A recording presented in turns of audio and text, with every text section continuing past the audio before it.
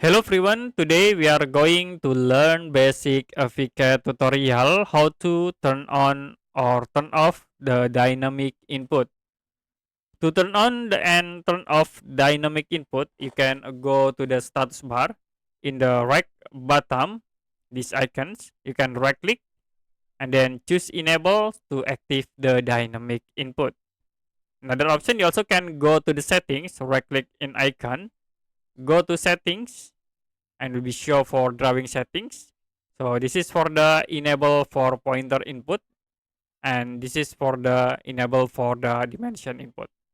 Okay, you can uncheck to turn off or you can check all to active the dynamic input. Okay, that's it for basic AviCAD tutorial how to turn on dynamic input.